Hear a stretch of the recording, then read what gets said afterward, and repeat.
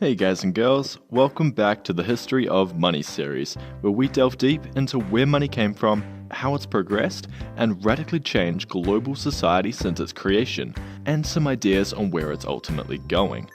Last episode, we talked about the IOU system, where people would carry bronze representations of goods or services which they owned or could provide in their pockets, as an adaptation of barter.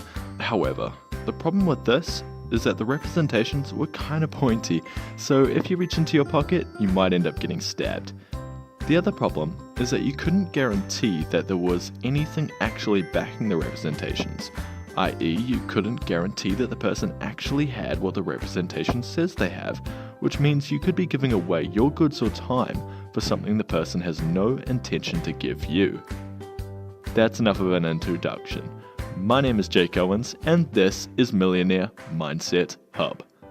Alright, let's get into it.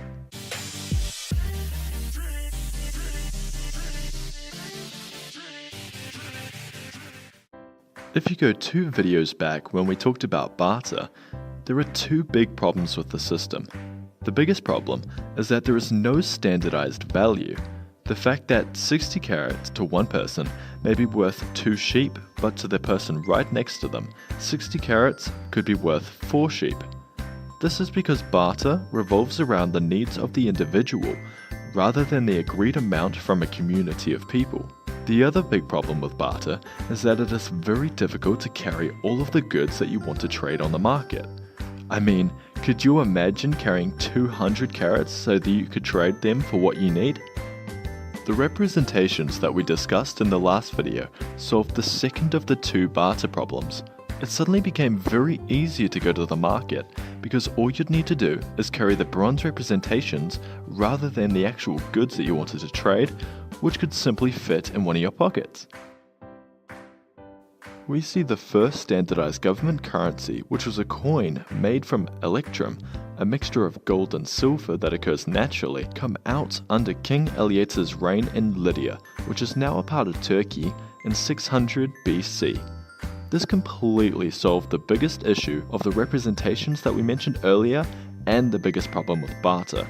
Now, under this new currency, unlike the representations, you could guarantee its validity and its value as it was stamped with pictures that acted as denominations so that you knew you weren't being screwed over. The coin also solved the barter problem, as it created a standardized system by introducing a currency everyone wanted and would sell their goods or services for it, rather than having to barter with someone else for their goods or services. This gave people the ability to accurately price their products or services on the market and gave everyone the opportunity to buy what they needed or desired. This essentially created an easier and even playing field for everyone. It's important to mention that coins weren't the only way this problem of lack of standardized value was solved.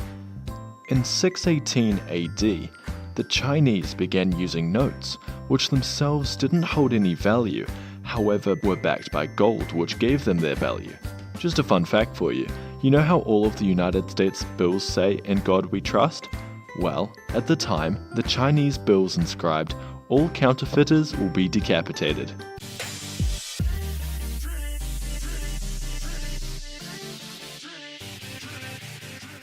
Hey guys and girls, thanks for watching.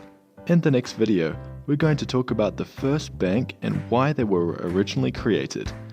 If this video provided you with any value, and you feel that way inclined, please hit that subscribe button and like the video. If you've got any questions or would just like to reach out and say hi, feel free to do so in the comment section below, or feel free to PM me.